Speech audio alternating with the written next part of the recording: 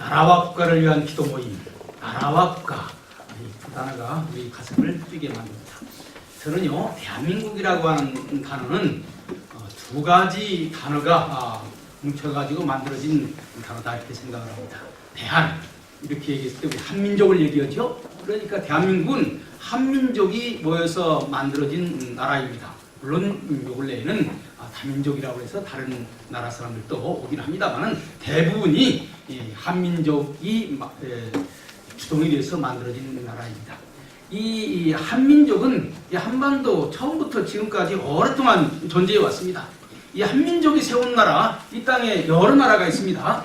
가령 고조선도 있고요, 그 다음에 삼국시대도 있고요, 그 다음에 뭐 고려시대, 조선시대, 한민족이 세운 나라, 이 땅에 수없는 나라가 있습니다. 그런데 그 민국이라고 했을 때 이것은 조금 다른 의미를 가지고 있습니다. 이건 민주공화국이라고 하는 의미를 가지고 있어요. 민국이라고 하는 말은. 여러분들, 대한민국 이 나라는 이 한반도에 세워진 수많은 나라 가운데 하나가 아닙니다.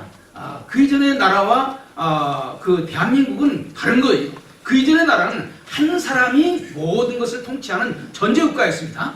그래서 왕이 마음대로 통치할 수 있는 전제국가라고요. 그런데 대한민국은 그것이 아니라 국민이 주인이 되는 그런 민주국가라고요.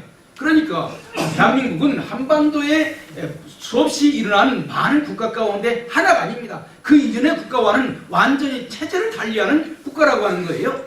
여러분들, 한민족을 만드는데 우리 기독교가 뭐 기여한 바는 별로 없습니다. 왜냐하면 기독교가 들어오기 이전부터 한민족은 존재했으니까요. 그런데 민국을 만드는데 우리 기독교는 절대적으로 기여를 했습니다. 여러분들 잘 기억하시길 바랍니다. 민주라는 말은 우리 동양에는 없는 말입니다. 군주국이거든요. 임금님이 주인이 되는 나라, 이것이 동양의 모든 나라가 가지고 있는 정치 이념입니다. 그런데 백성이 주인이 된다? 이건 말이 안 되는 거예요. 민본이라는 말이 있습니다. 백성을 본위로 해서 정치를 해야 된다. 그러니까 왕은 백성을 중심으로 하는 정치를 해야 된다. 백성을 위해 정치를 해야 된다. For the people이라는 말은 있을 수 있습니다. 그러나 by the people, 백성에 의한 나라는 없는 거예요. 백성의 나라는 없는 거예요. 그런데 이 민주라고 하는 개념은 어디서 왔느냐? 서양에서 온 것입니다. 서양에서 올 때 어떻게 왔느냐? 우리 기독교를 통해서 온 거예요. 여러분들, 군주국가, 이 군주라고 하는 개념은 유교를 통해서 중국 사상이 우리나라에 온 것입니다. 그런데 민주라고 하는 개념은 기독교를 통해서 서양에서 온 거예요. 그러니까 기독교를 통해서 민주라고 하는 개념이 이 땅에 들어오지 않았으면은 무슨 나라가 있었는지 모르지만요, 대한민국은 없는 것입니다. 이런 점에서 대한민국을 만드는데 우리 기독교가 결정적인 기여를 한 거예요. 아멘. 여러분들, 조선이라고 하는 나라는 유교가 만들었지요. 그래서 특별히 유교를 믿는 사람 가운데서도 신흥 4대부 계층을 유교의 건국 세력이라고 말하는 것입니다. 그러면 우리 대한민국의 건국 세력은 누구일까요? 여러분들, 고려는요, 당나라에 유학 갔다 온 육특분 계층이 만들었습니다. 조선에 있었지만은 중국의 유교를 배운 신흥 4대부 계층이 만들었습니다. 그러면 대한민국은 누가 만들었을까요? 미국 유학을 경험해본 기독교 세력이 만든 거예요. 그렇기 때문에 우리 기독교인들이 이런 나라를 위한 기도해야 하는 것은 너무나 당연한 것입니다. 이런 점에서 저는 우리 조갑진 목사님이 주도해서 이렇게 이끌어져가는 이 국가기도운동, 제가 조갑진 교수님이랑 매우 가깝습니다. 학교에서 밤날 나라를 위해서 염려도 하고 학교를 위해서도 염려하고 교단을 위해서도 염려하는데, 제가 조갑진 목사님 하는 이 국가기도운동에 참여는 못했지만은 제 몸은 참여를 안 했지만은 마음은 이미 오래전부터 여기에 와 있었습니다.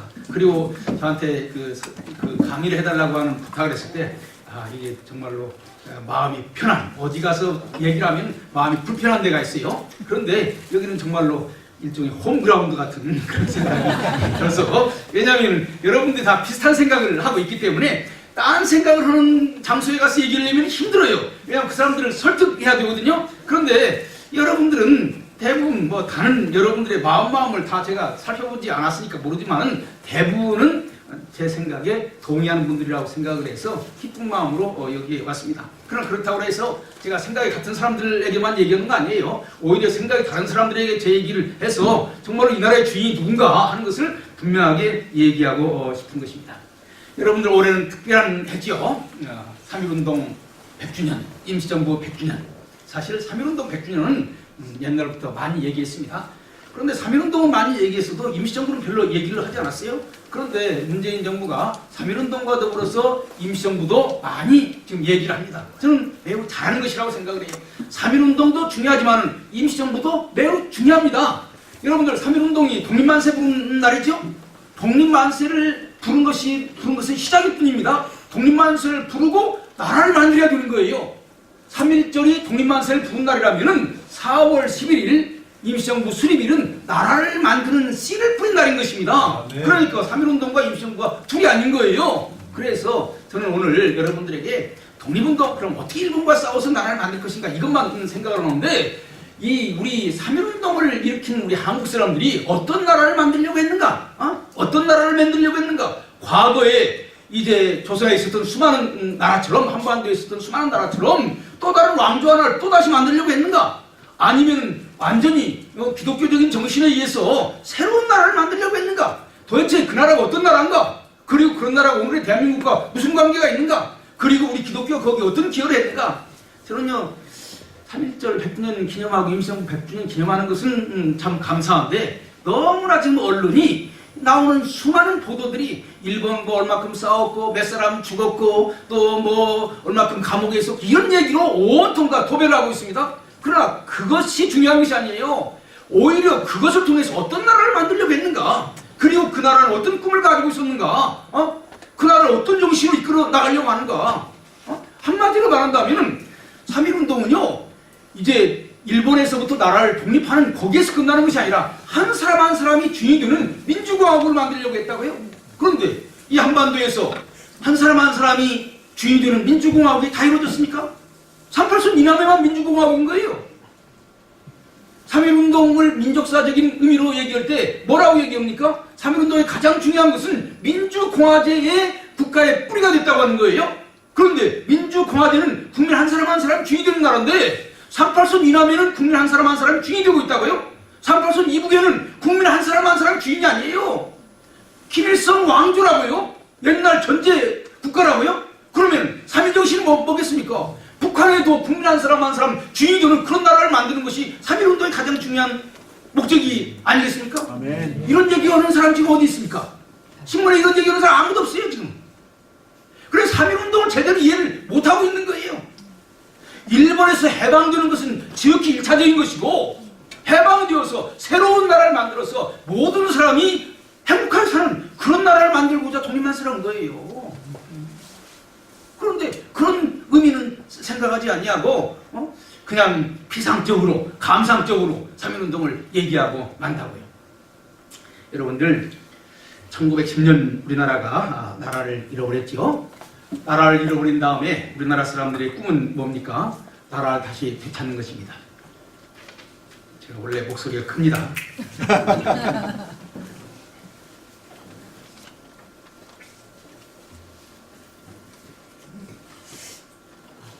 그런데 여러분들 한번 생각을 해보세요.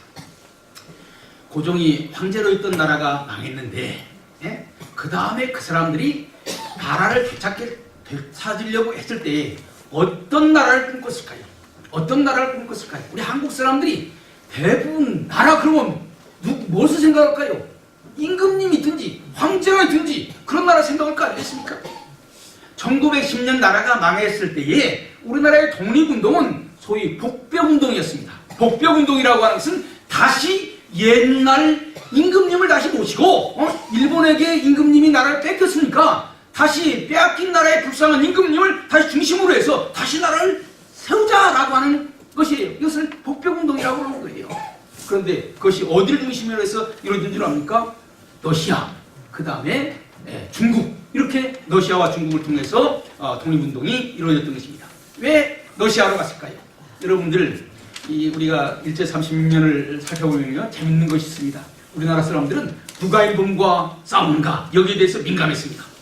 일본과 싸우는 나라의 편에 붙어서 일본과 싸우는 나라에 힘을 보태가지고, 그리고 그 나라가 일본을 이기게 되면은 내가 당신애들 도와줬으니까 우리나라 독립시켜주세요, 이렇게 얘기하려고 했던 거예요. 그런데 일본과 제일 싸우려고 했던 나라가 어떤 나라일까요?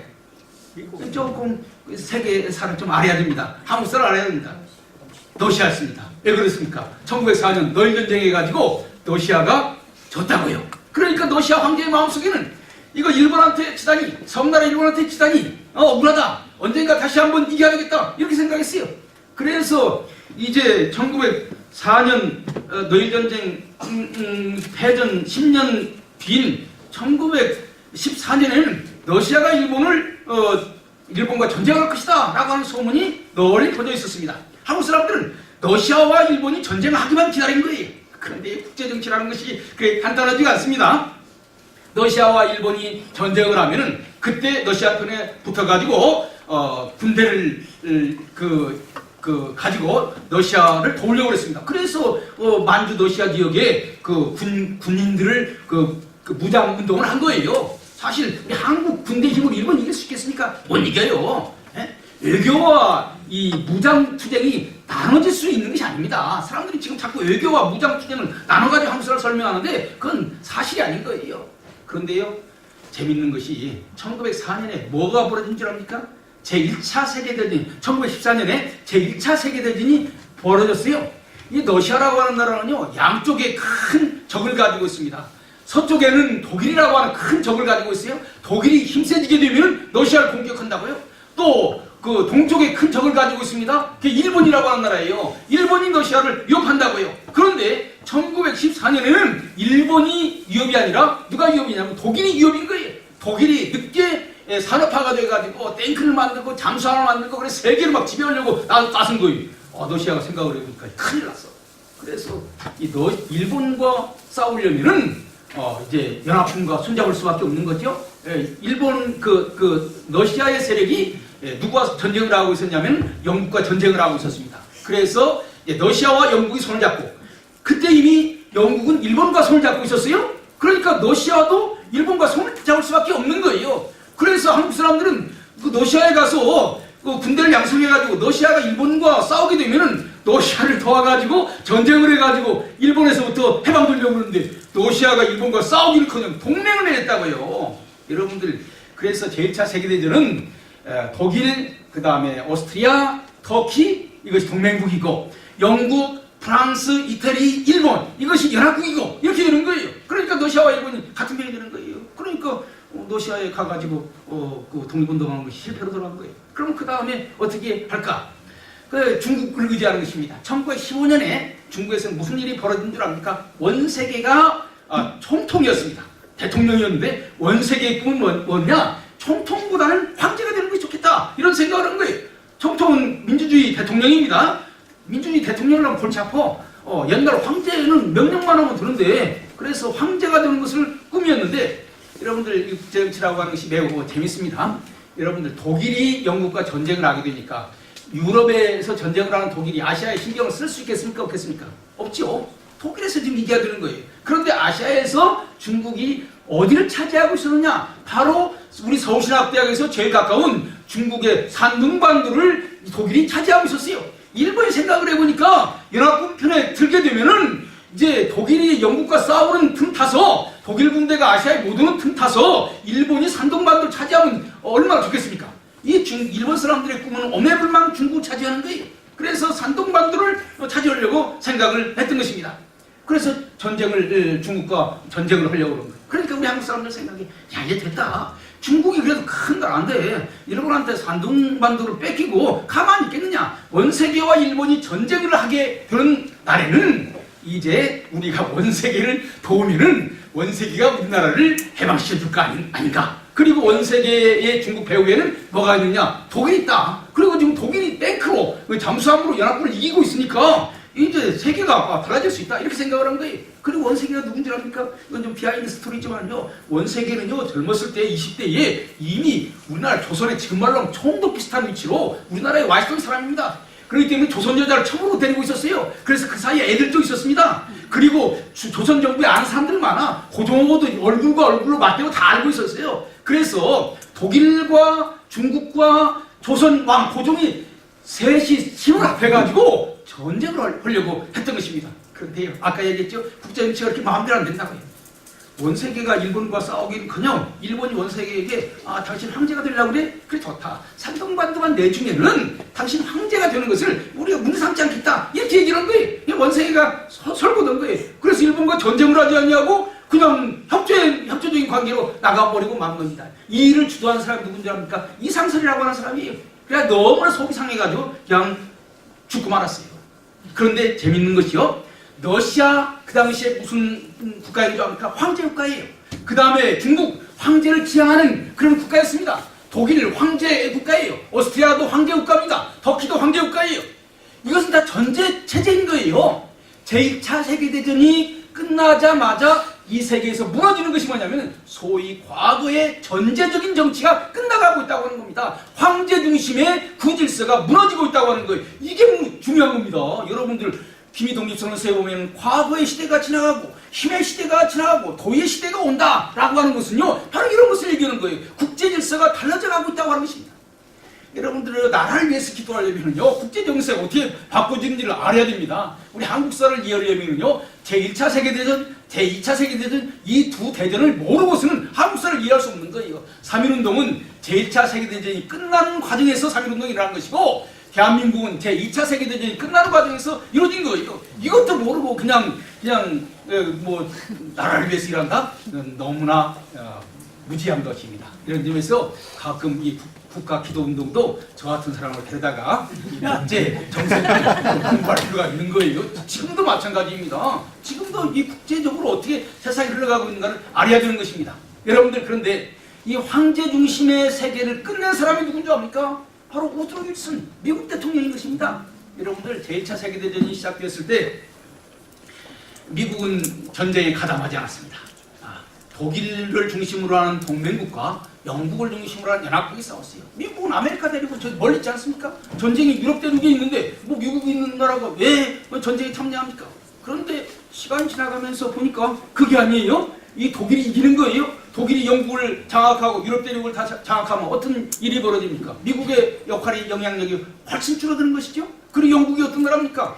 미국의 고향 아니에요? 이것을 뺏긴다고 하는 것은 미국이 세계에서 주도권을 상실한다고 하는 것을 의미하는 거예요.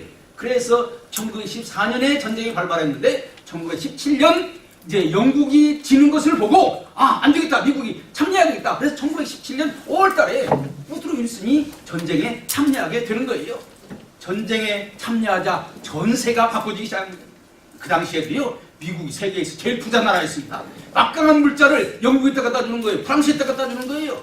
그렇게 되니까 전쟁이 다시 이제 바꿔지는 거예요. 전세가 바꿔지게 되는 거예요. 그리고 1918년 11월 11일, 애들은 빼빼로데이라고 그러지만은 이 날이 무슨 날이냐? 독일이 연합국에게 항복한 날입니다. 사실 미국에게 항복한 날이 독일 황제가 옷을 벗고 이제 미국 우드로 윌슨이 주장하는 새로운 세계가 온 것입니다. 이 새로운 세계라고 하는 것이 뭡니까? 여러분들, 독일, 그 다음에 오스트리아, 그 다음에 터키 다 황제 국가였습니다. 그런데 미국은 어떤 국가입니까? 국민 한 사람 한 사람이 주도하는 국가예요. 윌슨이 이겼고 윌슨이 세계를 대표하려고 할 때 만들어낸 말이 민족 자결주의라는 말입니다. 그런데 우리나라 사람들은요, 민족 자결주의 이것만 생각하지만요, 보다 더 중요한 것은 뭐냐? 한번 따라서 해봅시다. 조금 어려운 얘기지만은 매우 중요한 얘기예요. 통치자는 피통치자의 동의를 얻어 통치해야 된다. 그 통치자라고 해서 마음대로 하면 안 된다는 거예요. 여기 목사님들, 나는 뭐 하나님의 종이니까 내 마음대로 교회 주의 종이 말하는데 무조건 순종해야, 이렇게 생각하면 안 된다는 거예요. 통치자는 피통치자의 동의를 얻어서 정치해야 된다. 이것이 마그나 카타, 이것이 서양의 민주주의의 근본적인 원리입니다. 이게 민주주의인 거예요. 그런데 이 원리에서 보면 식민지 국가를 만든다고 하는 것은 법에 어긋나는 것입니다. 힘이 있다고 해서 약소국가를 짓누르고 힘으로 식민지를 만들어냈다? 피통치자의 동의를 얻어가지고 한 것이 아니라 힘으로 얻어가지고 힘으로 약한 나라를 식민지로 만들어냈다? 이것은 민주주의의 근본적인 원칙에 어긋난다고 하는 거예요. 그래서 우드로 윌슨이 어떤 생각을 했느냐? 이제 앞으로 윌슨이 이런 얘기를 했습니다. 자기가 전쟁에 참여하는 목적은 전쟁을 끝내기 위해서 전쟁에 참여했다. 그래서 유명한 말이 있습니다. 전쟁을 끝내기 위한 전쟁. 그런데 이 우드로 윌슨이 어떤 사람인 줄 아세요? 목사님 아들입니다. 그리고 본인은 장로님이에요. 예, 국제정치학자입니다. 이 사람은 이 미국의 기독교적인 민주주의적인 국제정치의 이상을 온 세계에 전파하는 것을 자기의 사명으로 생각하는 사람이에요. 이 사람 밑에서 공부한 사람이 누군지 압니까? 이승만 박사인 거예요. 이승만 박사 우드로 윌슨의 제자였습니다. 킹스턴 대학에서 우드로 윌슨이 총장이면서 교수로서 국제정치를 가르칠 때에 그 밑에서 공부했던 사람이 바로 이승만 박사라고 하는 것, 매우 중요한 요소인 것입니다. 그래서 윌슨은 이제 전쟁을 끝내려면 피압방 민족이 없어야 된다. 압박을 받으면 마음속에 한이 맺히게 되고 언젠간 폭발하게 되고 그러면 이 세상에 전쟁이 일어날 수밖에 없는 것이다. 전쟁이 없는 세상을 만들려면 피압박 민족이 압박받는 그러한 세상이 되어서는 안 되고 민족 자결주의가 이루어져야 된다. 이렇게 얘기했던 거예요. 여러분들 이런 얘기를 했을 때 누가 제일 귀에 솔깃했을까요? 이 우리 한국 사람들 귀에 솔깃했죠? 귀가 솔깃한 사람들 많아요. 한국 사람뿐만이 아니에요. 온 세계에 있는 약소민족 국가들은 세계에서 제일 강한 나라 윌슨 대통령이 그런 얘기를 하니까 야 때가 됐다. 저기 북아프리카에 이집트에서부터 그 다음에 인도, 중국, 베트남, 한국 전 세계의 식민국가들이 윌슨의 얘기에 아주 귀가 솔깃했습니다. 그래서 하버드 대학의 마넬라라고 하는 사람은 뭐라고 정했느냐? 바로 1918년 독일이 망한 그때부터 1919년까지는 윌슨의 시대다. 그래서 윌슨이한 모멘트라고 하는 말을 쓰는 거예요. 그 시대는 모든 사람들이 윌슨을 아주 정말로 위대한 인물로 세계에서 어떤 사람도 따라갈 수 없는 위대한 인물로 했던 거예요. 그래서 윌슨은 온 세계로부터 환영을 받았습니다. 그런데 다른 나라 사람들도 가슴이 뛰었지만 우리 한국 사람들도 가슴이 뛰었습니다. 아까 누가 잘 대답하셨어요? 윌슨이 어떤 정책을 펼 것인가 라고 하는 것을 제일 잘 아는 한국 사람은 누구겠습니까? 이승만 박사죠. 왜 자기 선생님이니까. 이승만 박사가 무슨 박사입니까? 국제정치학 박사 아닙니까? 세계 어떻게 돌아가는지를 잘 아는데 그것도 자기 선생의 이 얘기를 너 제일 잘 알 거 아니겠습니까? 그래서 이승만 박사는요 독일이 항복하기 전에 이미 이것을 잘 알고 있었습니다. 이 당시 미국에서요 한국으로 오려면은 하와이를 거쳐야 됩니다. 그래서 미국의 샌프란시스코에서 배를 타고 하와이에 와가지고 하와이에서 좀 쉬었다가 쉬면 거기 가장 유명한 분이 이승만 박사니까 이승만 박사가 한국에서 미국으로 망명해가지고 그 당시에 하와이에 있었습니다. 거기서 학교도 하고 있었고 거기서 교회도 하고 있었어요. 거기 가서 만나서 이런저런 얘기를 듣는 거예요. 이때 이승만 박사가 얘기를 한 것입니다. 이제 세계가 바꿔줄 것이다. 한국에서 무언가 지금 이 변하는 시대에 이 정신 차리고 준비해야 된다. 이런 얘기를 했던 거예요. 그런 얘기들이 이미 1918년 3.1운동 이전에 우리나라에 그런 얘기들이 들어오기 시작했습니다. 가장 대표적인 사람이 송진우라고 하는 사람이에요. 그분이 해방 이후에 한국의 민족주의 운동 가운데서 매우 중요한 인물입니다. 동아일보의 아주 중요한 인물이죠. 그런 사람들에게 이런 얘기를 한 거예요. 선교사들 중에서도 이런 얘기를 한 거예요. 그리고 1919년 11월 11일 이제 18년 11월 11일 독일이 항복했을 때에 이승만 박사가 세운 교회 하와이 한인 기독교회입니다. 사실 하와이 한인 기독교회는요 이승만 박사가 세운 교회입니다. 그 신자들이 이승만 박사에게 이렇게 얘기했어요. 선생님은 지금 여기에서 이러고 있을 때가 아닙니다. 지금 나라를 독립시켜야 될 때입니다. 우리가 헌금해서 드릴 테니까 이걸 가지고 본토로 가세요. 이렇게 얘기를 했어요. 그래서 사실은요 3.1운동의 출발점은 이승만 박사고 하와이 한인 기독교회의 헌금에서부터 출발하는 것입니다. 그리고 11월 11일 이제 독일이 항복한 다음에 곧바로 미국 본토에 있는 우리 한인들도 재빨리 움직이기 시작했습니다. 11월 이제 중순에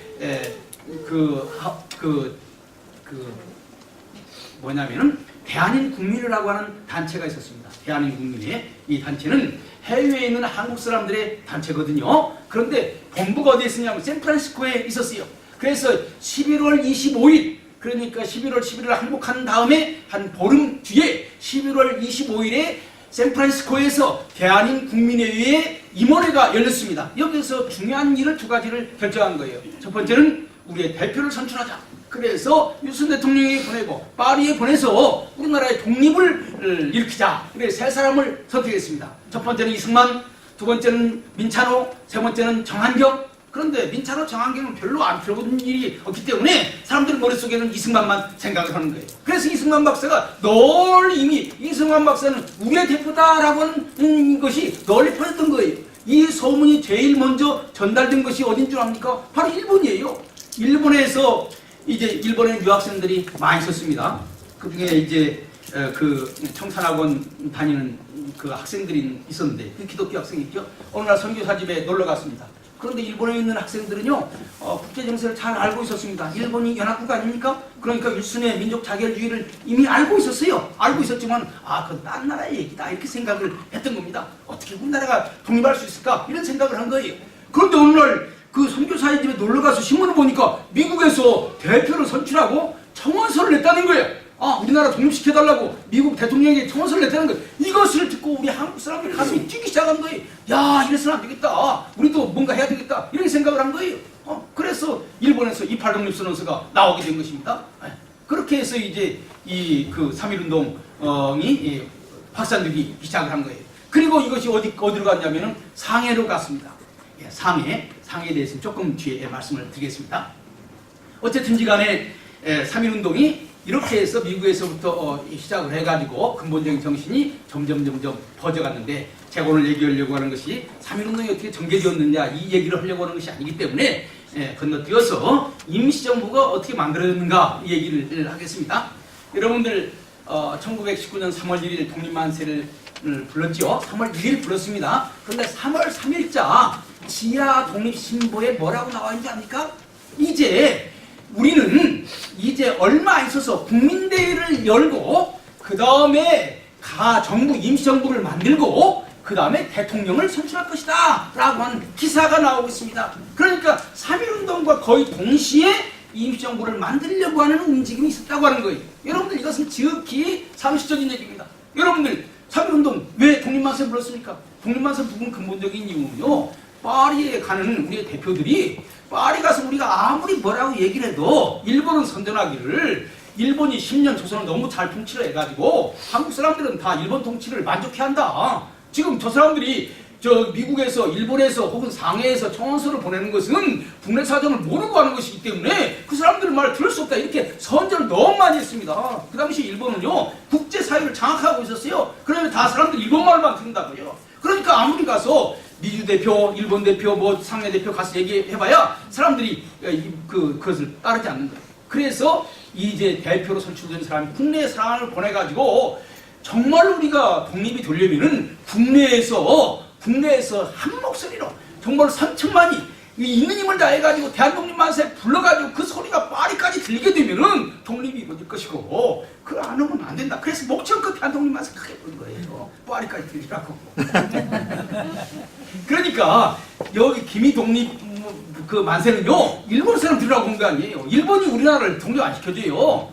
윌슨을 중심으로 하는 새로운 세계 질서를 만들 때에 국제회의에서 한국도 독립시켜줘야 하는데 이 결의를 할 것을 바라고 한국 사람들이 정말로 아까 얘기하지 않았습니까? 통치자는 피통치자의 동의를 얻어서 통치해야 되는데 피통치자가 뭘 원하느냐 이거예요. 한국 사람들이 뭘 원하느냐 이거예요. 그것도 미국에 있는 사람이 아니라 일본 사람들 치하에 있는 한국 사람들이 뭘 원하느냐 이거예요. 독립을 원한다. 이것을 국제사회에 알리려고 3.1운동이 일어난 것이라고 하는 것입니다. 그러면 그 다음 순서는 어떻게 되겠습니까? 가서 이제 독립만세를 부르는데 국제사회에서 독립을 시켜달라고 얘기했을 때에 그 사람들이 그럼 누구한테 대표를 데려와라 이래야 될 거 아닙니까? 정부가 있느냐 물어볼 거 아니에요. 그럼 빨리 나라를 만들어야 되는 거예요. 나라를 만들어야 국제사회가 한국을 인정하려고 할 때 그 단체가 국제사회로부터 인정받을 수 있는 거예요. 그러니까 3.1운동 독립만세 부르는 것 못지않게 정부를 세우는 것이 매우 중요한 것입니다. 많은 사람은 이걸 놓치고 있는 거예요. 그래서 이제 3.1운동과 더불어서 임시정부를 만들기 시작을 하는 것입니다. 그러면 어디에다가 임시정부를 만들 것인가 라고 하는 것 문제가 생기겠죠? 제일 좋은 것은 국내에 만들면 좋겠지요. 그런데 국내에 만들 수 있겠습니까? 못 만들지요. 일본 경찰이 있는데 어떻게 국내에 만듭니까?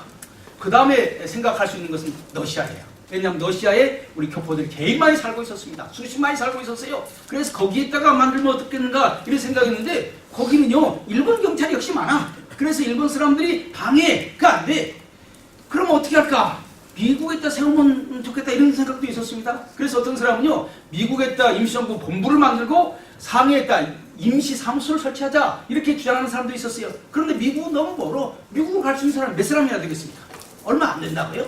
그래서 상해에다가 만든 거예요. 상해에는 다행히 프랑스 조계가 있어가지고 일본 사람들이 마음대로 할 수 없는 그 지역이 있었던 거예요. 거기다가 임시정부를 만들게 된 것입니다.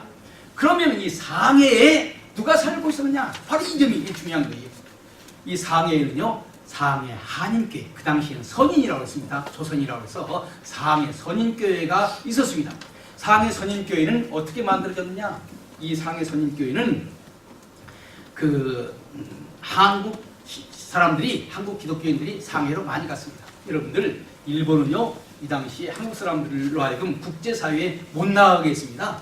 왜냐하면 국제사회에 나가게 되면 그 자유주의 혹은 민주주의 혹은 독립운동 이런 바람이 들어올 거 아니겠습니까? 그러면은 독립운동하면 골치 아프잖아요.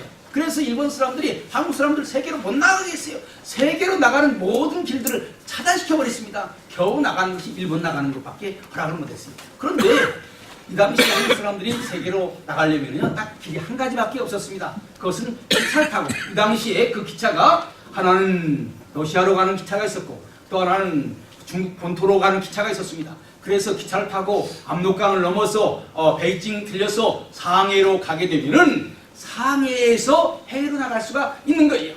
거기에서 한국 사람, 조선 사람 여권으로 못 나갑니다. 그 당시에는 조선 사람은요 일본 대일본 제국에 속해 있기 때문에 일본 영사관에서 비자를 줘야 나가는 거예요. 나라가 없는 백성의 서름이 바로 여기 있는 거예요. 여러분들이 1919년에 태어났다면요, 여러분들은 일본 정부가 허락하지 않으면 세계에 못 나가는 거예요. 일본 정부 허락해 주겠습니까? 허락 안 해줘요. 절대로 허락을 하지 않아줘요. 아주 친일파 외에는 아주 안 내보내주는 것입니다.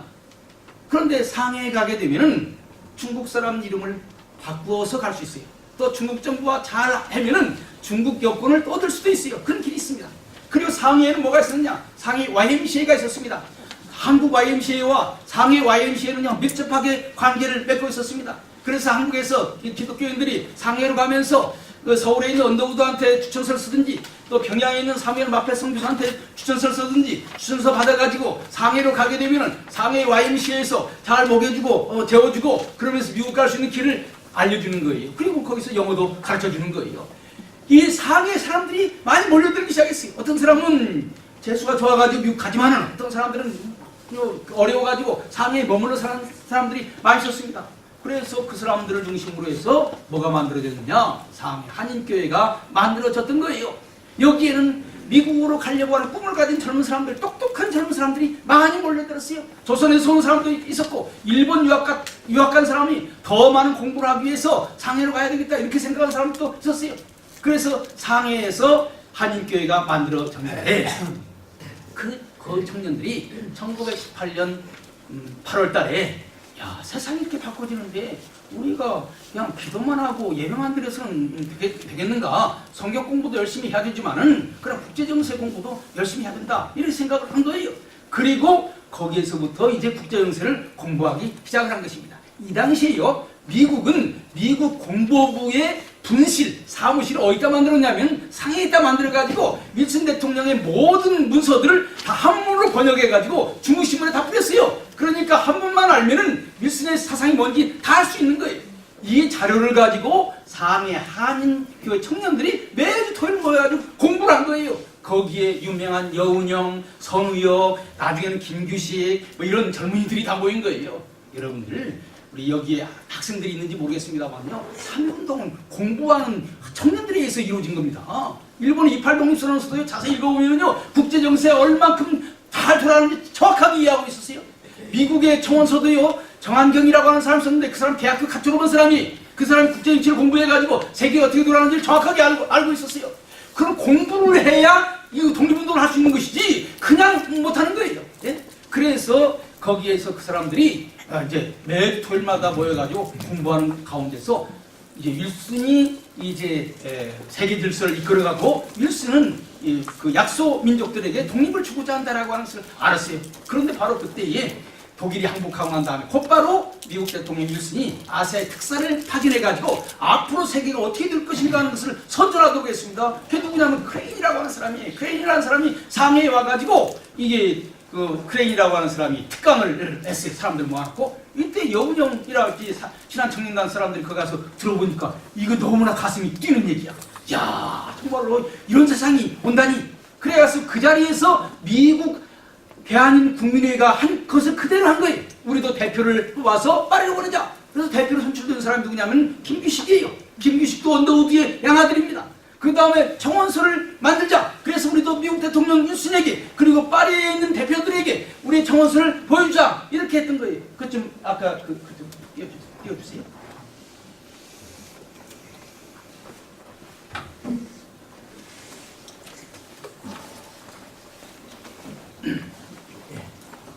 이게 앞에 있는 거. 예, 독립청원서 이겁니다.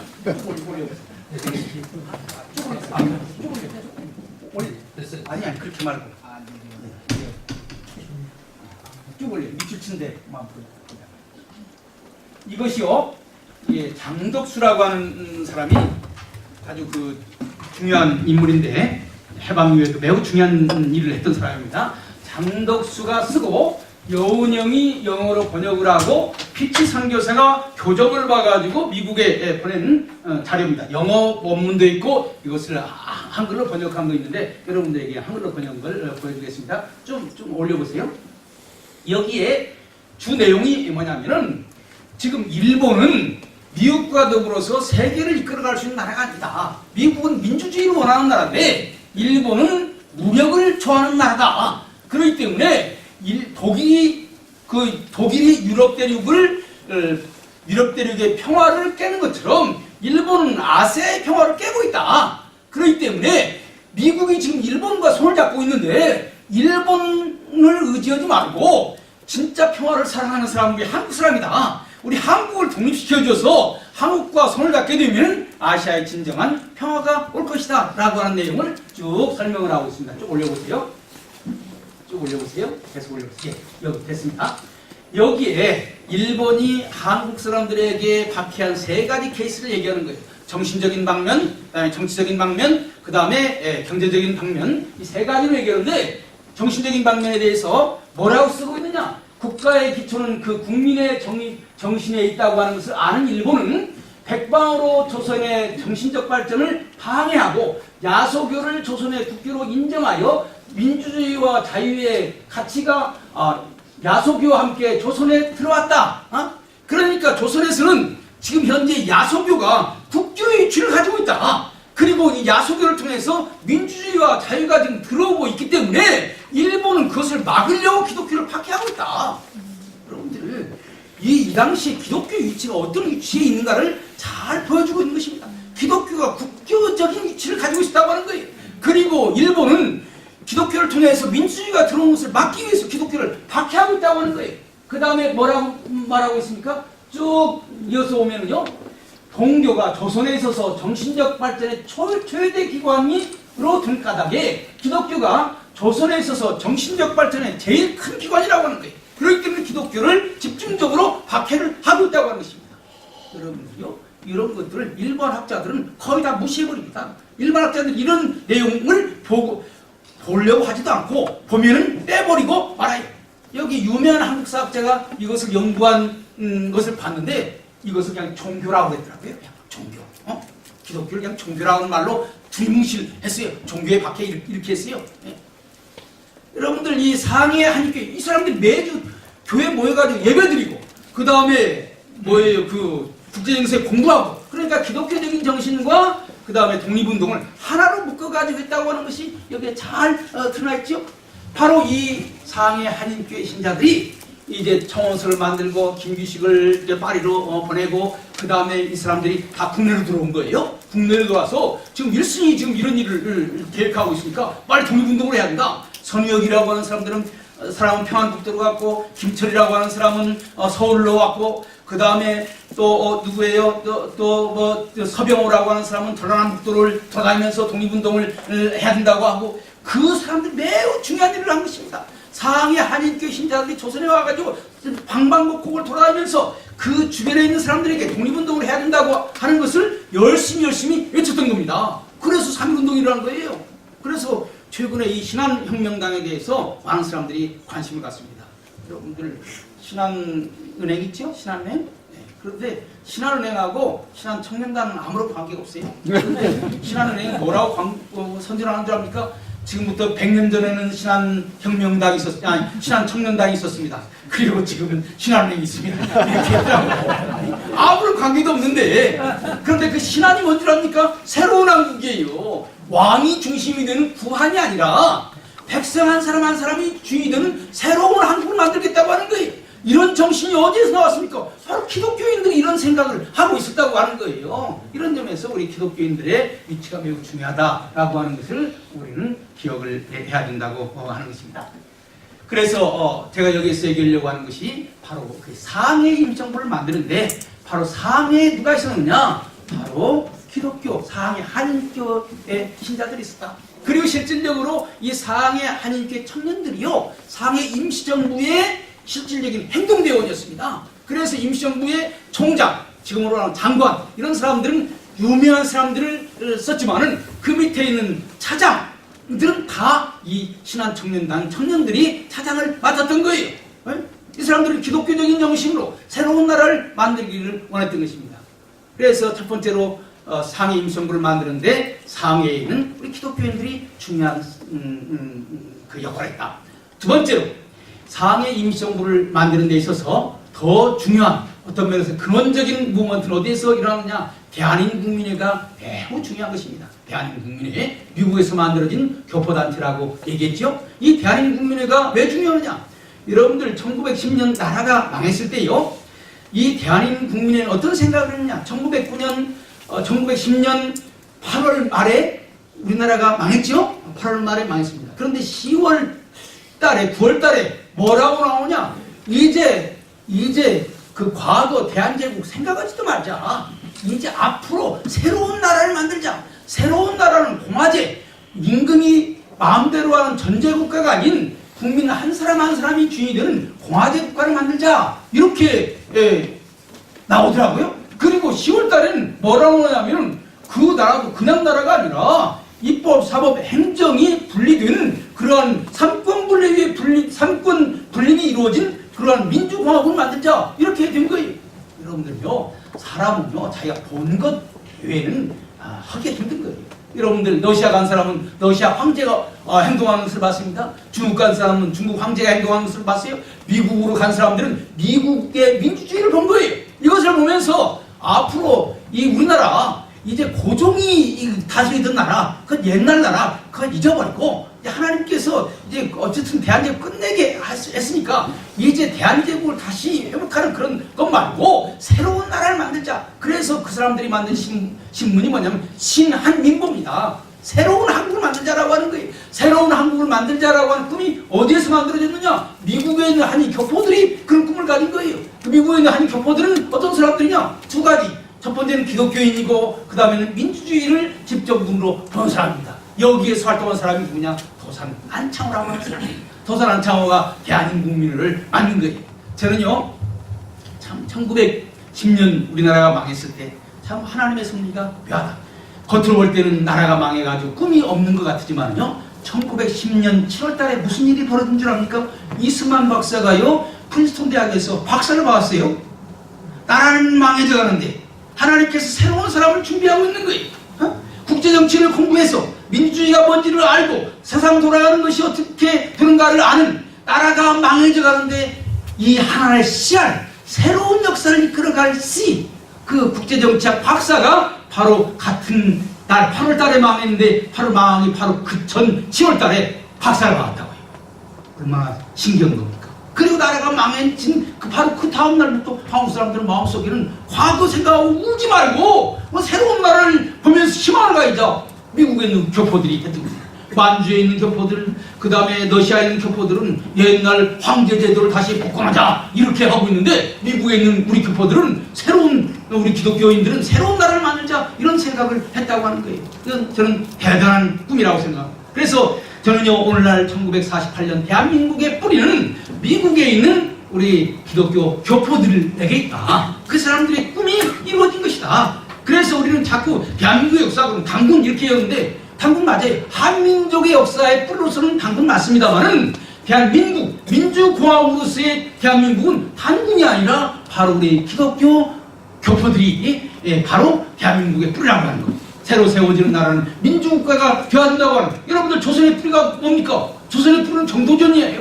정도전에는 유교국가를 만들려는 꿈을 가졌습니다. 그래서 정도전을 조선의 뿌리라고 얘기하는 거 아니에요? 오히려 이성계보다 정도전이 더 중요한 거예요. 이성계는 그런 꿈을 가졌고, 정도전은 그런 꿈을 가졌고, 그런 꿈을 이루려고 하니까 힘을 필요했고, 그래서 이성계를 끌어당긴 거라고요. 이렇게 했을 때 지금 현재 한국사의 가장 큰 맹점은 바로 이 대한민국, 민주공화국인 대한민국이 어디에서부터 출발해서 왔는가 하는 것을 정확하게 가르치지 않고, 이것을 연구하려고도 하지 않냐고, 대한민국의 대안에만 너무 관심 갖고 민국이라고 하는 데에는 관심을 갖지를 않고 있다고 하는 것을 의미하는 것입니다. 여러분들 지금 북한과 남한이 대립되는 것은요, 북한의 조선족과 북한의 한민족과 남한의 한민족이 싸우는 것이 아니에요. 이것은 민족적으로는 같아요.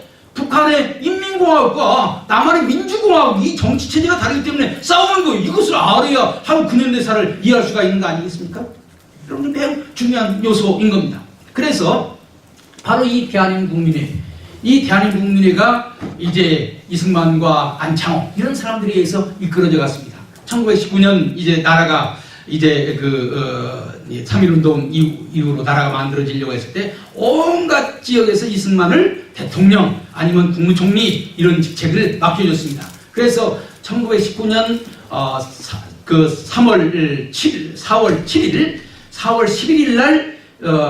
11일 날 상해에서 임시정부가 시작됐습니다. 그런데 바로 직전에 연합통신 기자가 이승만 박사에게 당신이 온갖 지역에서 중요한 직책을 맡고 있는데 당신은 앞으로 우리나라가 어떤 나라가 되기를 원합니까? 물어보니까 이승만 박사가 하는 말이, 나는 앞으로 정부가 수립되면 아시아에서는 처음 보는 예수교 국가를 만들었으면 좋겠다. 이렇게 얘기했어요. 예수교 국가를 만들었으면 좋겠다. 이것이 신한민보에 그대로 나오고 있습니다.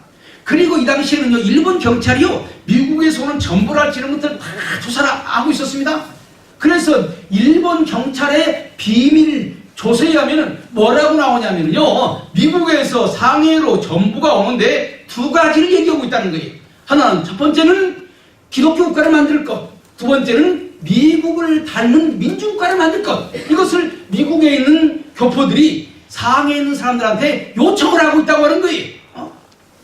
그러니까 1919년 4월 11일 날 저녁 모였습니다. 10시에 모였어요. 오전부터 모였는데, 오전에 모여가지고 많은 토론을 한 다음에 정식으로 회의 개회를 4월 10일 밤 10시에 개회를 해가지고 밤을 새워가면서 이제 회의를 해가지고 임시정부가 만들어진 거예요. 그래서 발표는 4월 11일 날 했어요. 그래서 4월 11일이 임시정부 수립일이 되는 것입니다. 그런데 임시정부 헌법 보면은 제가 얘기한 두 가지 요소, 어떻게 기독교적인 요소가 거기에 담겨져 있는가, 그 다음에 민주주의적인 요소가 거기에 담겨져 있는가, 이 두 가지를 설명할 수가 있는 것입니다. 첫 번째, 기독교적인 요소가 어떻게 담겨져 있는가 간단하게 말씀을 드리겠습니다. 그 임시정부가 만들어지는 헌장에 세 가지 요소가, 기독교적인 요소가 있습니다. 이쪽 아까 헌장 보여주세요. 세 가지 요소 쭉 올려주세요. 쭉 올려주세요. 예, 됐습니다. 이것이 상해 임시정부가 만들어진 임시헌장입니다. 어떻게 보면 대한민국의 뿌리가 되는 제일 중요한 문서라고 말할 수 있습니다. 여러분들, 대한민국 헌법이 뭐라고 되어 있습니까? 3.1정신과 3.1정신으로 만들어진 임시정부의 법통을 계승한 것이 대한민국이다, 이렇게 되어 있습니다. 바로 그 임시정부가 어떤 성격의 정부냐라고 하는 것이 여기에 담겨져 있는 거예요. 이 헌장은 크게 세 가지로 나눠져 있습니다. 첫 번째는 전문이 있고요, 두 번째는 10개 조항이 있고요. 그 다음에 선포문이 있습니다. 첫 번째 전문에 뭐라고 되어 있습니까? 신인일치로 중요협응하여 하나님과 사람이 함께 의사가 일치돼서 만들어진 나라가 대한민국이다. 이렇게 되어 있습니다. 이것을 신한민보는요, 한문으로 되어 있으니까 미국인 한국 사람들 가운데 한문 모르는 사람들이 많아서 순 한글로 번역을 했는데 거기에는 하나님의 뜻으로 세워진 나라 이렇게 되어 있어요. 그 다음 쭉 올려보세요. 조금만 올려보세요. 예, 10조 가운데 제 7조 뭐라고 되어 있냐면 대한민국은 신의 의사에 의하여 하나님의 뜻에 의하여 건국한 정신을 세계에 발휘하며 진하여 인류의 문화와 평화에 공헌하기 위하여 국제연맹에 가입한다. 간단하게 얘기한다면 대한민국 어떤 나라냐? 하나님의 뜻을 이루기 위해서 만들어진 나라인데 하나님은 뭘 원하냐? 인류의 문화와 평화가 증진되기를 원한다는 거예요. 한국은 그런 인류의 문화와 평화를 증진시키는데 기여한다고 하는 것입니다. 사실 꿈이 너무 커. 나라도 없는 생각 아닙니까? 그런데 이런 큰 꿈을 가졌다고요. 예? 사실은 참 어떻게 생각하면 꿈도 너무 야무지죠. 예? 그 다음 쭉 올라가 보세요. 더 올라가 보세요. 쭉 올라가 보세요. 예. 그 다음 이게 선포문입니다. 쭉 올라가 보세요. 예. 좀 됐습니다.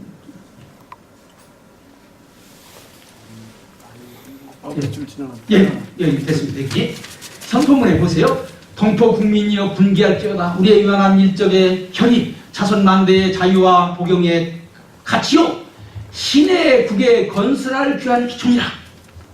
대한민국이 어떤 나라냐? 하나님이 앞으로 세워질, 하나님이 세우실 하나님 나라의 기초가 되는 나라가 대한민국이라고 하는 거예요. 이 조그만 문서에 하나님이라고 하는 단어가 3번 나오고 있습니다. 제일 첫 번째는 대한민국은 신인일치로 세워진 나라다. 그 다음에 두 번째 7조에는 대한민국은 하나님의 뜻을 이루기 위해서 세워진 나라다. 세 번째 대한민국은 앞으로 이루어질 하나님의 나라의 기초가 되는 나라다. 얼마나 중요한 정신이 여기에 있습니다. 그러니까 여러분들 이것 보면은요, 미국에서 우리 대한민국 국민의 우리 기독교인 교포들이 가졌던 꿈, 일본의 상해 한인교회 신자들 청년들이 가졌던 꿈이 이루어진 겁니까? 이루어지지 않은 겁니까? 이루어져 있죠. 이건 대한민국이 매우 중요한 문서인 겁니다. 저는요, 이 4월 11일 날 누가 임시공휴일로 할까 말까 그것을 지금 안 한다는 것 같아요. 제가 볼 때는 오히려 임시공휴일로 해가지고 모든 국민으로 하여금 이걸 좀 일으켰으면 좋겠어요. 그것을 얘기하려는 사람 이게 뭔 말인지도 잘 모를 거야. 내가 생각할 때는. 그래서 첫 번째로 대한민국은 하나님의 뜻에 의해서 기독교적인 국가, 기독교적인 정신. 어떤 학자들은요, 이 신이라는 말이 대종교인들이 약간 거기에 참여했습니다. 그렇기 때문에 대종교의 신을 얘기하는 것이다. 이렇게 주장하는 사람들이 있어요. 저는 그거 아니라고 생각해요. 제가요, 대종교 문서를 살펴봤습니다. 대종교는요, 신이라는 말 쓰지 않냐고 상제라고 쓰더라고. 상제. 예? 그리고 말하자면 신의 하나님의 나라 이런 말 쓰지 않아요. 거기에서는 다른 용어를 쓰고 있어요. 또 신하분 이런 말 쓰지 않고 천인, 신이라는 말 대신에 하늘 천자를 쓴 것들이 많다고. 예? 그래서 그리고 1차적으로 이것을 결정할 때요, 전체 의원이 29명이었습니다. 그 중에 11명이 기독교인이고 대종교인 7명밖에 안 돼. 예? 그래서 제가 볼 때는 이것은 기독교인들은 기독교적인 의미로 사용했다. 저는 이렇게 생각을 하고, 또 한편으로 얘기한다면 그렇다고 해서 다른 종교를 배타하는 것은 아닙니다. 신이라는 말을 쓸 때는 대종교 사람들은 너희들이 생각하는 대로 써라. 그걸 부정하진 않았어요. 우리 애국가에 하나님이 보호하사라는 말을 했을 때 우리 기독교는 기독교의 하나님으로 생각을 하고 또 대종교는 대종교의 하나님이라고 생각하는 것처럼 그런 의미를 가지고 있는 거죠. 그러나 제가 볼 때는 이런 단어를 넣었을 때에 이런 단어를 넣는 근본적인 주체는 난 기독교인이었을 것이다. 이런 생각을 합니다. 앞으로 더 많은 연구를 해야 될 것이지만은 저는 그렇게 생각을 합니다. 그 다음에 두 번째 요소, 민주주의적인 국가가 얼마큼 이루어졌느냐라고 하는 것도 매우 중요한 것이죠. 여러분들, 이 나라를 만들 때에 이 당시에 옵션이 3가지가 있었습니다. 한 가지는 옛날 왕이 중심이 되는 그런 나라가 되는 전제국가를 만드는 것. 두 번째는 1917년에 소련에서 볼셰비크 혁명이 일어났다고요? 1919년 3.1운동 2년 전에 볼셰비크 혁명이 일어났다고요? 그리고 그 혁명의 영향이 이미 러시아 블라디보스톡에 와 있었다고요? 그러니까 사람들이 어느 정도는 알고 있었어요. 지성인들은 공산주의가 뭔가라고 하는 것을 어느 정도는 알고 있었다고요. 그러니까 공산주의를 선택할 수도 있는 거예요. 그 다음에 세 번째는 뭐냐면 미국을 중심으로 한 민주주의 국가, 선교사들을 통해서 들은 민주주의 국가, 이 세 가지 옵션이 있는 거예요. 이 세 가지 옵션 가운데 어떤 국가를 만들려고 했을까요? 여러분들이요, 독립운동을 하는 데는 이념 필요 없습니다. 왜냐하면 일본과 싸우는 것이 주 목적이니까. 그런데 나라를 만들려면요, 그 이념이 있어야 되는 거예요. 옛날도 고려는 불교국가, 조선은 유교국가, 뭔가 분명하게 자기 국가가 나가야 될 정신의 기초를 분명히 했다고요. 마찬가지로 이제 근대 사회에서는요, 어떤 정치 체제를 택할 것인가라고 하는 것을 정하지 않으면 그 다음에 대표를 뭘로 할 것인가, 행정구조를 어떻게 할 것인가, 주권이 누구에게 있는가, 왕에게 주권이 있는 것인지, 국민에게 주권이 있는 것인지, 오늘날 우리 한국 사회에서 우리 이데올로기를 묻지 말고 다 하자. 이게 말이 안 되는 거예요. 일본과 싸울 때는 그럴 수 있죠. 나라를 만들려고 그러면요, 그것이 없이는 나라를 만들 수가 없는 거예요. 그런데요, 이 당시에 우리 그 독립운동가들이 선택한 것이 뭔 줄 압니까? 대한민국은 민주공화국이다. 전제 아니에요? 공산주의 아니에요? 민주국가를 만들려고 했다고 하는 거예요. 이것이야말로 위대한 선택인 것입니다. 그런데 여기에 매우 중요한 비밀이 있습니다. 여러분들, 동경에서 28독립선언서가 만들어졌는데 28독립선언서의 제일 밑부분에 뭐라고 되어 있는 줄 압니까? 앞으로 우리나라가 독립이 되면 선진민주국가를 본받아서 우리나라가 민주국가가 되고, 그래서 앞으로 우리가 세계 평화에 기여하겠다, 이렇게 되어 있습니다. 그러니까 우리나라가 민주국가가 되려면 모델이 있어야 될 거 아니겠습니까? 어떤 나라를 모델로 해서 민주국가를 할 것인가라고 하는 것을 얘기해야 될 거 아니겠습니까? 공산당들은요, 소련을 모델로 해서 공산주의 국가를 만들려고 하는 거예요. 그러면은 제1차 세계대전이 끝나고 윌슨이 세계를 지배하고, 그리고 윌슨의 그 결정에 의해서 우리나라가 독립이 될 수도 있고 독립이 안 될 수도 있는 이런 상황 가운데서 우리나라의 독립운동가들 머릿속에 뭐가 있을까요? 윌슨이 얘기한 미국적 민주주의를 따라야 된다, 이런 생각을 하는 것은 자연스러운 것입니다. 그 구체적인 증거가 있어요. 여러분들, 헌법, 임시정부 헌법을 누가 초안했다고 생각하는 줄 압니까? 조소왕이 초안했다고 많은 학자들이 얘기하고 있습니다. 조소왕이 쓴 임시정부 헌법 초안에 보면 뭐라고 되어 있냐? 조선공화국은, 그 당시 아직 국호가 정해지지 않았습니다. 조선공화국은 북미 합중국의 헌법을 모방하여 민주공화제를 한다, 이렇게 되어 있어요. 그러니까 대한민국은 민주공화국이다라는 말은요, 바로 이 북미 합중국의 헌법을 모방하여 그 말을 빼놓고 대한민국 민주공화국이다, 그렇게 한 거예요. 그러니까 초기 거기 앉았던 사람들이, 야, 지금은 윌슨이 지배하는 세상이다, 그리고 윌슨은 세계를 민주주의 세계를 만들려고 한다, 그러니까 우리나라가 독립을 얻으려면은 미국이 주도하는 국제 자유민주주의적인 국제 질서에 따라야 한다, 이렇게 생각을 했던 거예요. 그래서 대한민국은 민주공화국이다, 이렇게 얘기했던 것입니다. 그러면 구체적으로 뭐냐, 시간이 없기 때문에 간단하게만 얘기하겠습니다. 네 가지 얘기하겠습니다. 첫 번째는 좀 올려보세요. 네. 아니, 너무 올라갔어요. 좀 내리세요. 조금만 내리세요. 더 내리세요. 사람이 말고 10개 조항 나와 있는 거. 예, 10개 조항. 예, 조금 더 내리세요. 예, 조금 더 내리세요. 보세요. 대한민국은 민주공화제로 한다, 이렇게 되어 있죠. 이것은 지금 대한민국 헌법과 똑같은 것입니다. 지금 우리 대한민국 헌법은요, 대한민국은 민주공화국이다, 이렇게 되어 있습니다. 그 다음에 2절로 보면 대한민국은 임시정부가 임시의정원의 결의에 의하여 이를 통치한다, 이렇게 되어 있습니다. 이건 뭘 얘기합니까? 대의제를 얘기하는 것입니다. 대의제라고 하는 것은 뭐냐면은 국민이 직접 정치를 하는 것이 아니라 대표를 뽑아가지고 정치를 하는 거예요. 그런데 우리나라는요, 지금 대의제가 지금 실종돼 가고 있습니다. 촛불이 지금 자기들이 직접 정치를 하겠다고 하는 거예요. 또 태극기도 또 자기들이 나가서 직접 정치하겠다고 하는 거예요. 이 미국이요, 대의제를 할 때는요, 생각이 있는 거예요. 집단이 모이게 되면요, 이성이 마비가 되고 군중 심리에서 움직여지는 거예요. 그런 것들을 막으려고 대표를 뽑아가지고 그 대표를 하여금 차분히 연구해가지고 정치를 하겠다고 하는 것이 대의제인 거예요.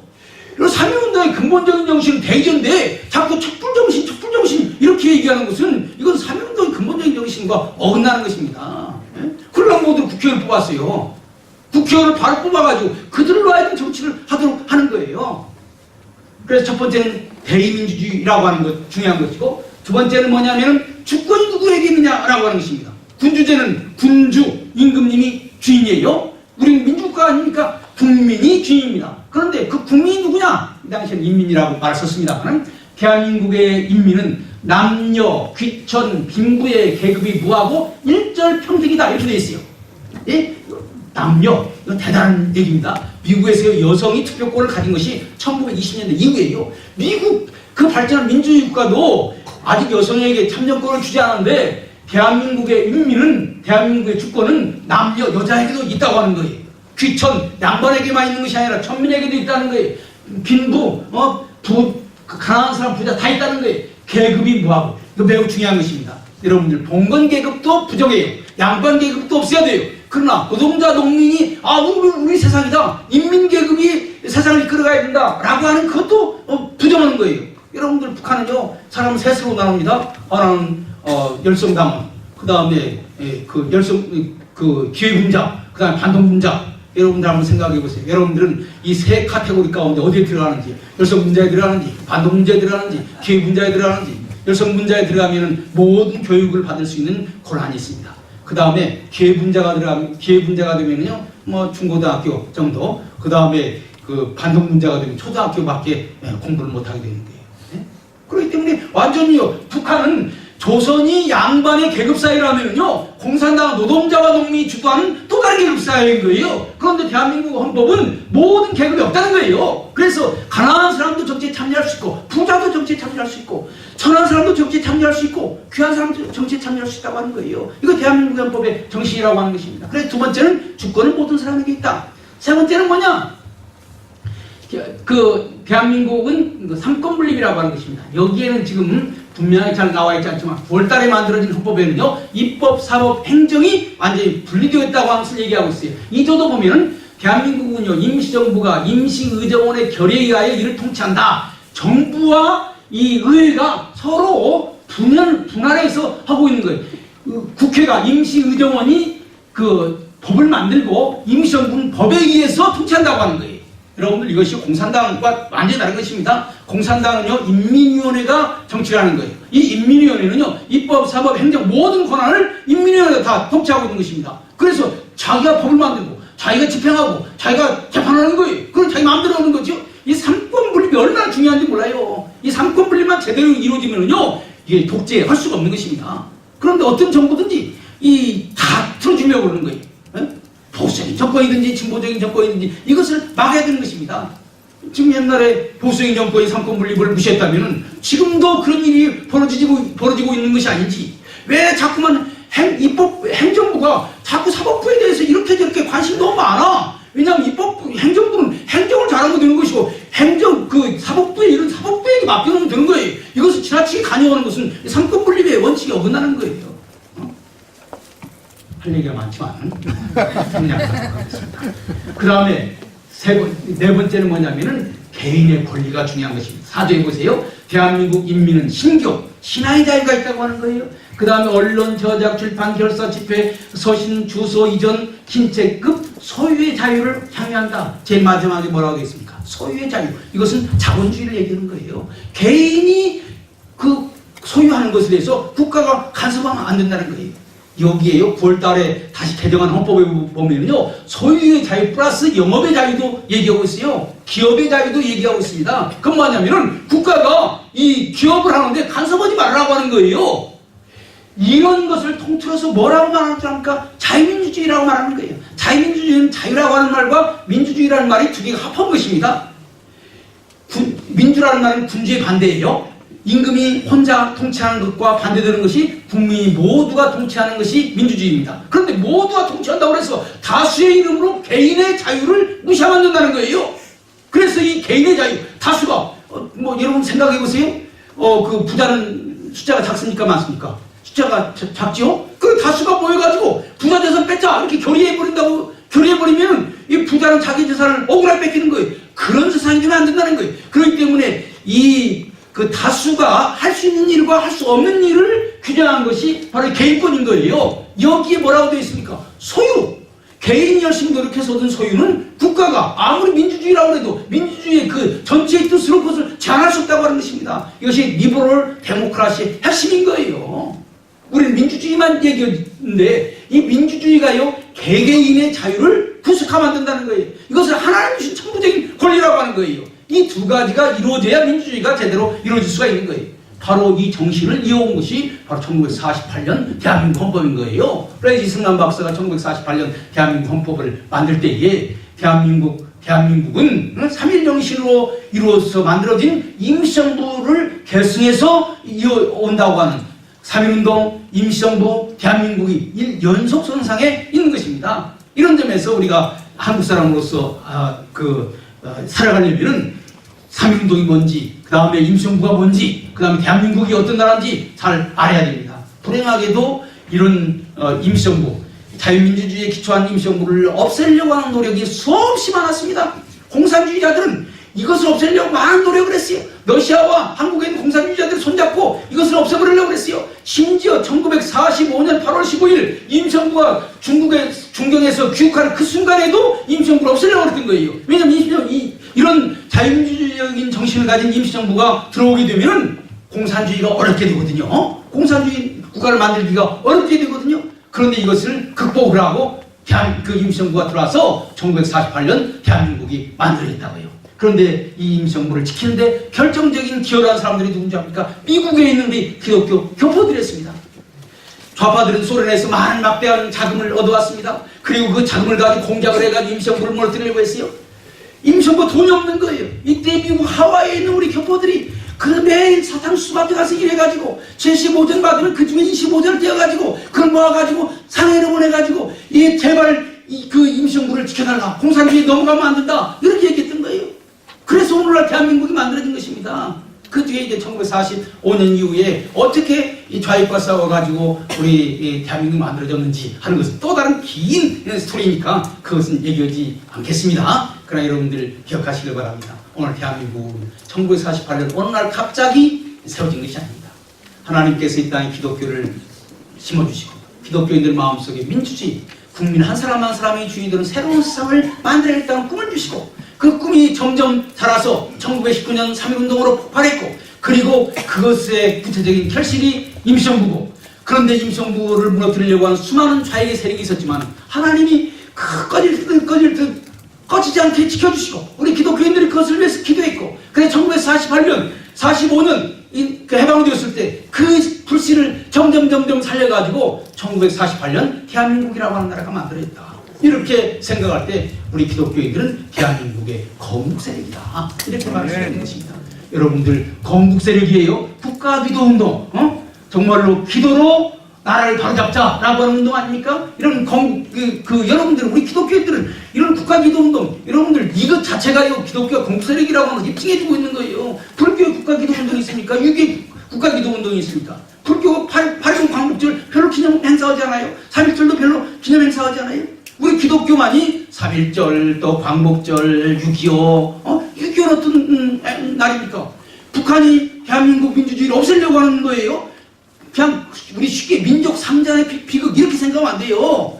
대한민국 만들어졌는데 이 민주주의 대한민국을 공산주의가 없애가지고 한반도를 다 공산화시키려고 했습니다. 이것을 막아낸 전쟁이 6.25 한국전쟁이라고요. 그렇기 때문에 오늘날 여기 여러분들이 존재할 수가 있게 되는 거예요. 그 가장 앞줄에 누가 있었는 줄 압니까? 우리 기독교인들이 있었고 하나님 앞에 이 나라 지켜주세요.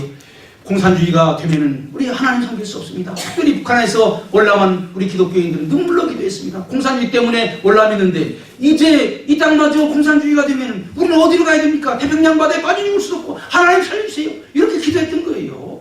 그 결과가 오늘의 대한민국인 겁니다. 그래서 대한민국 사실 월남하면서부터 북한에 있는 동포들이 월남하면서부터 기도 열심히 했습니다. 그 대표적인 케이스가 영락교회죠. 천막 치고 기도 열심히 했어요. 하나님 살려주세요. 북한에서 공산주의 피해서 여기 왔는데 여기마저 공산주의 되면 우리는 갈 데가 없습니다. 살려주세요. 기도했습니다. 6.25 때도 얼마나 열심히 기도했는지 몰라요. 그 다음에 나라가 어려울 때도 얼마나 열심히 기도했는지 몰라요. 그런데 요즘 정말로 우리나라 매우 어렵습니다. 옛날하고 또 달라요. 옛날에는요 38선이라고 하는 것이 나라를 지켜줬습니다. 미군이 거기에 있었어요. 휴전선에 미군이 있었어요. 그래서 지켜줬어요. 그런데요 지금 옛날과 비교할 수 없는 또 다른 적이 지금 아시아 대륙에 등장하고 있는 거예요. 여러분들 잘 기억하시기 바랍니다. 1919년에 아시아의 평화를 위협하던 세력이 누군 줄 압니까? 일본이에요. 2019년 아시아의 평화를 위협하는 것이 누군 줄 압니까? 중국인 거예요. 중국이 아시아의 평화를 위협하고 있는 거예요. 여러분들 기회독립선언서에 뭐라고 되어 있습니까? 우리 2억의 중국 동포들은 일본이 힘으로 아세아를 정복하려고 그러니까 중국에 있는 2억의 중국 사람들이 잠을 자고 있지 못한다. 지금요, 이 중국이 기지개를 펴고 다시 한번 아세아를 자기 마음대로 장악하려고 그러니까 그 주변에 있는 모든 나라들이 잠을 못 자고 있는 거예요. 이럴 때 허구한 날 일본만 비판하고 거기에만 초점을 두는 것이 아니라 오늘의 2019년 우리의 평화를 위협하고 있는 그 중국을 견제하면서 하나님 중국에도 복음이 들어가고 민주주의 나라가 되게 해서 중국에도 민주주의 나라가 되게 해서 서로 싸우는 나라가 아니라 서로 좋은 평화로운 세상이 되게 해주세요. 이렇게 기도해야 될 거 아니겠습니까? 네. 북한 아까 얘기한 것처럼 민주주의 국가가 안 됐잖아요. 하나님 우리가 1919년 기도해서 하나님 우리 남한 땅에는 국민주의 되는 나라가 됐는데 북한 땅은 아직도 국민의 주인이 아닙니다. 김일성의 주인입니다. 예, 하나님 사실 북한 기독교인들이 3.1 독립만세 먼저 불렀습니다. 평양에서 먼저 불렀습니다. 그런데 먼저 부른 북한에는 지금 저렇게 어둠 가운데 살고 있는데 하나님 북한에 있는 우리 동포들 살려주세요. 그 사람들도 주인으로 할 수 있게 해주세요. 그럼 우리 남한은 지금 괜찮냐? 여기에는 지금 두 가지 계급이 있는 거예요. 기득권을 가진 사람들, 아직도 여기 봉건 계급이 있어가지고 돈 좀 있으면 막 어려운 사람들 자기 마음대로 오려고 하는 봉건 세력이 여전히 있다고요. 지금 봉건 제도 자체는 사라졌지만은 멘탈리티 가운데 그런 생각을 가진 사람들이 있다고 하는 거예요. 그런 구시대의 잔재를 청산해야 됩니다. 또 반대로는 인민해방을 주장하는 이런 세력들이 여전히 있는 거예요. 노동자와 농민이 주도해서 이제 세상을 뒤엎어야 된다라고 하는 좌파적인 생각을 가진 사람이 있는 거예요. 그런 세상이 아니라 정말로 남녀, 빈부, 귀천 다 주인이 되는, 그래서 부자도 잘못하면 가난한 사람이 되고 가난한 사람도 열심히 노력하면 부자가 되는, 그래서 기회의 평등, 결과의 평등이 아니라 기회의 평등이 이루어지는 그런 나라가 돼야 되는 거예요. 그래야 대동단결이 되는 거예요. 여러분들 60대, 70대에는요 어떤 면에서는 기회의 평등이 있었어요. 가난한 시골 사람들 열심히 공부해서 서울대학 가고 그러면은 신분 상승이 됐다고요. 그러니까 그때는 사회가 활기찼다고요. 그런데 지금은 다시 지금 계급 사회로 가고 있어요. 계속 부자는 계속 부를 유전하고 그 다음 가난한 사람은 계속 가난하니까 사회가 이런 문제가 생기는 거예요. 그래서 일절 평등이다. 계급이 없고 계급이 없다고 하는, 계급이 바꿔질 수 있다고 하는 것을 의미하는 거예요. 그 다음에 평등이다. 다 똑같이 기회 평등 가져서 새로운 기회를 가질 수 있는 이런 나라가 돼야 되는데 지금 남한이 지금 그러지를 못하고 있는 거예요.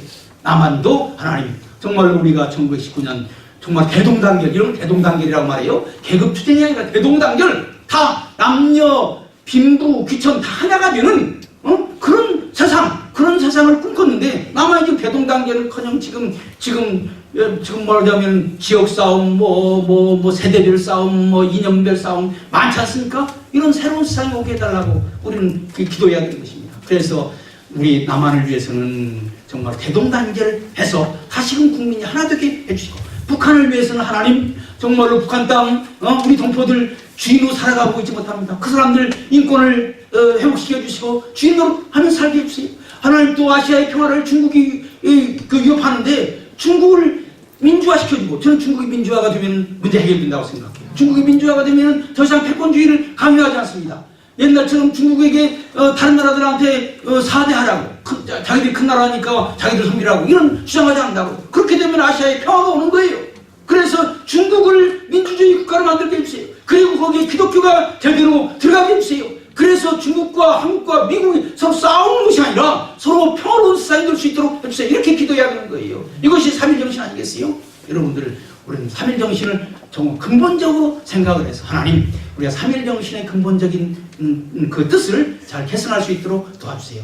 제가 세 가지 기도 제목을 여러분들한테 얘기했습니다. 우리가 기도회니까 세미나 비슷하게 했습니다만은 마지막은 우리 그 하나님 앞에 이 세 가지를 놓고 크게 기도하는 시간을 갖도록 하겠습니다. 여러분들 함께 기도하겠습니다. 주여 세 번 하고 하나님께 우리의 소원을 아뢰겠습니다. 주여, 주여, 주여. 자비로우신 아버지 하나님 감사합니다. 아버지 하나님 도와주시옵소서.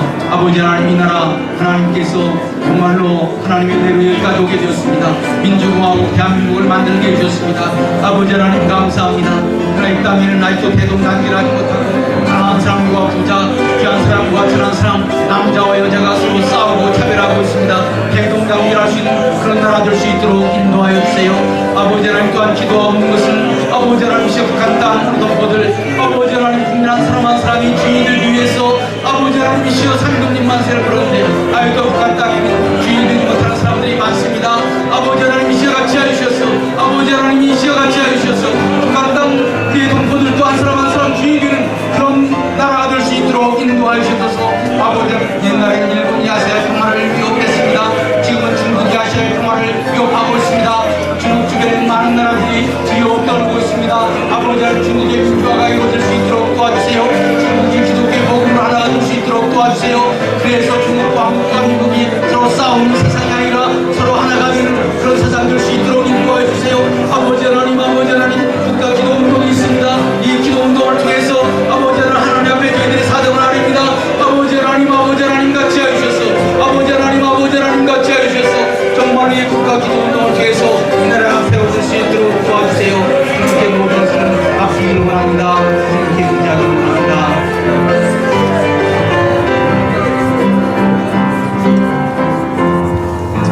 아버지 하나님, 부족한 종이 3.1운동 100주년, 임시정부 100주년을 맞이해서 하나님께서 이 민족에게 어떤 축복을 내려주시는가를 전했습니다.